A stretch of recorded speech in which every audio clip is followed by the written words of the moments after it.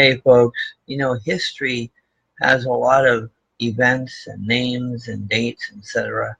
that are important to remember. And we're going to review a few of those things because during the time before the Civil War, there was a lot happening and a lot of people involved with events that were changing America. Let's look at a few of those things. You have, for example, the Dred Scott decision, Dred Scott versus Sanford, decision by the U.S. Supreme Court in 1857.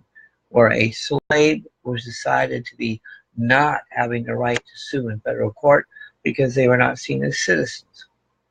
There was also a decision that said that Congress should not be getting involved with the slave issue in free territories, and it nullified a doctrine that said once free, always free. That was the reason for the Dred Scott case. You see, the Scott family had filed suit for freedom because they were moved by their slave owners to free territory and then back to slave territory because they were in free territory, and because the doctrine once free, always free, they believed they should be free. Well, there was a happy ending to the story, even though the Dred Scott decision was an absolutely horrific decision.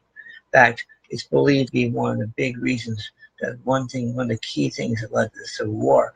The good news about it was that eventually the children of the slave owners bought the slaves and set them free, so that the husband got a chance to live in freedom for a year before his passing, and his children, his wife, got to be free people after all. That was a good side of this story. Then there are other situations like point of view. What's point of view? Well, part of it is point of view, your opinion, how you see things. But it's also in writing, how you're expressing yourself. What is it that you're trying to make a point about? During the time before the Civil War, there was a lot of social change taking place. And so there were a lot of writers that either talking about social change or talking about more peaceful times. And like sitting next to a river and enjoying the flow of water. Things like that, where people were looking to nature as their escape. So point of view was a way for people to express their literary opinions. Then you have interest groups. What are interest groups? It's a group of people that get together that believe a certain way about a certain issue. In those days, it would be abolitionism. In those days, it would be the issue of social reform, women's rights. Any group that got together support a particular position was the interest group. Then you have the plantation system. What was the plantation system?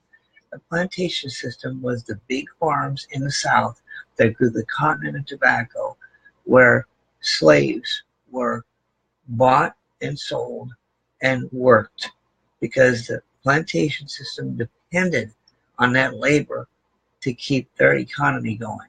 The plantation system was a huge economic section of the South. Very important economic sector, and a big reason for the Civil War. Then there is John C. Calhoun. Who was he? He was a man who was firmly convinced that slavery was good, and that the slaves themselves had a better life than they would have elsewhere. He argued that in one of his own articles in 1837. If you think about it, it's quite astonishing. And he was involved with the U.S. Congress for a time as well. Henry Clay, another leader in Congress, who also was involved with the debates regarding abolitionism and just the whole issue of sexualism. Then you had Daniel Webster, another great orator and leader from the Northeast, who was a very important participant in Congress at the time. And you have states' rights. What's states' rights? States' rights is the idea that each state determines or has a certain amount of self-determination. So many of them find that in the 10th Amendment to the Constitution, where those powers that are not enumerated to the federal government are enumerated to the states. And states themselves have found themselves in a situation where they feel that they have certain needs that they can address themselves. And as a result of those needs, they make decisions on their own, and they believe they have the right to do that as states, as individual states. And in the case of the sectionalism and pre-Civil War time and going into the Civil War, the southern states were determined to keep the institution of slavery because they felt it was absolutely necessary for their economy. Then there was Nullification Crisis. What was that? Well, the Nullification Crisis had to do with tariffs. There were certain tariffs that were being passed on certain goods to have, the North was trying to keep kind of a leash on the South in terms of their growth and what they were doing. And the South, especially in North Carolina, was really resenting it. And so what they simply did was say, forget you, we're not going to enforce these tariffs. So they nullified it. It's the act of nullification. So it obviously caused tension between the government and southern states, because the southern states were literally saying, forget, we'll do what we want to do. That was not a good thing. Then there was the nullification, we have, I was on the wrong page, I apologize. Nullification, there we go. And then we have educational reform. What's important about educational reform? Horace Mann was a very important man in Massachusetts. He grew up on a farm. His parents were poor, and he went to school maybe 10 days out of the year because he didn't have any money for the private schools or for tutors. He came to the conclusion that there was a real need for public education. He firmly believed that taxpayers should pay. He believed in taxpayer-funded education. So he also believed in public school education. So he pushed for taxes to pay for education. He pushed for training for teachers so that they could be qualified to teach in the classroom. And he also favored students being required to go to school. Now, always remember that before that, they weren't required to go, either had private tutors or they went to private schools, or some frontier towns had such, well, they had large schoolhouses with 60 students in it maybe, or 30 or 40, and one teacher who wasn't strong. He was educated, but not as educated as he needed to be. So the students and the teacher were not serving each other well. So Horace Mann believed it was time to train teachers and provide a public education that was free and tax paid. That was a novel and fantastic and revolutionary idea. Then there was the Temperance Movement. What was the Temperance Movement? Because of the change in America, the growth of industry, and even long working hours on the farm, the men would use their free time to go out and drink. And that caused the women great consternation because they were raising the kids. And a lot of times, a lot of their husbands, not all of them, but there was a lot of husbands that were out drinking too much. So the women said, enough is enough. We need you home taking care of our families. We need you working. We don't need you spending money on the alcohol. So the women started the Temperance Movement, which was a very big social movement to stop men from drinking alcohol. So they came up with all these local laws to prevent sale of alcohol, prevent drinking of alcohol on certain days. All these were a part of the social needs that were meeting in the country, part of the social reform movement. Then you had the women's rights movement.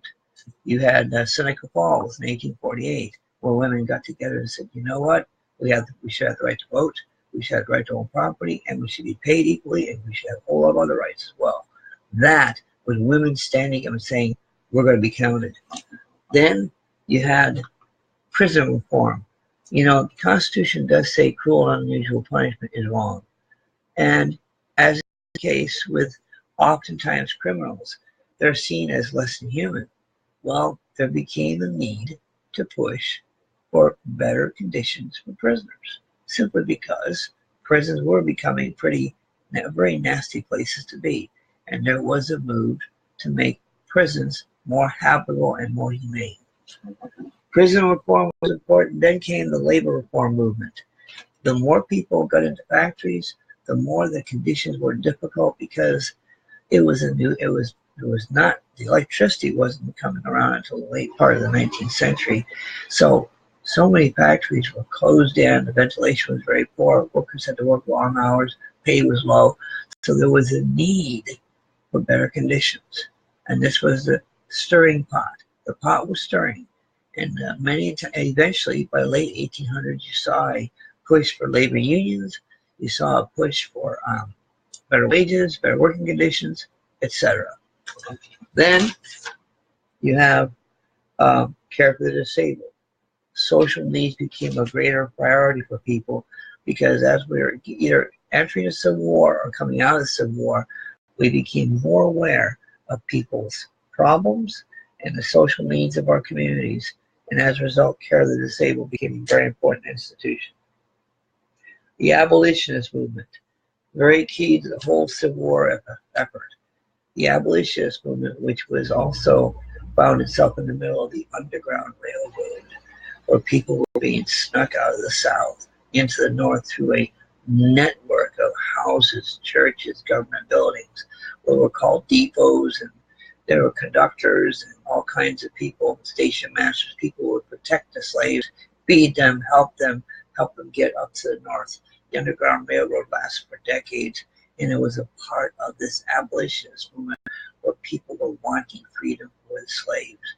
It even led to a Free Soil Party, which said, okay, if we start territories, if we form territories out west, they should be free.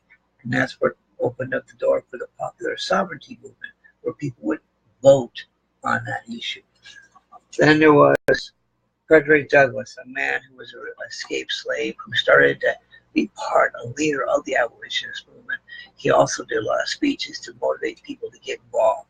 Then there was Elizabeth Cady Stanton, a woman for suffrage, a woman for equal rights for women, a woman who fought for women's rights. Susan B. Anthony was also another woman who fought for women's rights, for suffrage, and for better conditions for women. And then Henry David Thoreau, a writer. Why was he important? Henry David Thoreau was important because he was a naturalist. He wrote a book called On Walden Pond, or Walden Pond, in which he described the outdoors, in which he described the serenity of the outdoors. And again, because America was changing slowly, becoming more industrial, people were feeling a little need to escape. And Henry David Thoreau provided that with his writings. So as you can see, folks, there are many people, many situations, many events that were happening during this time. It was around, you could say, early 1800s, just before the Civil War and just after the Civil War as well. It was a period where different people were making important decisions, making names for themselves, and making a difference in our country. These are important people, places, and things that we need to remember. Talk to you soon. Bye.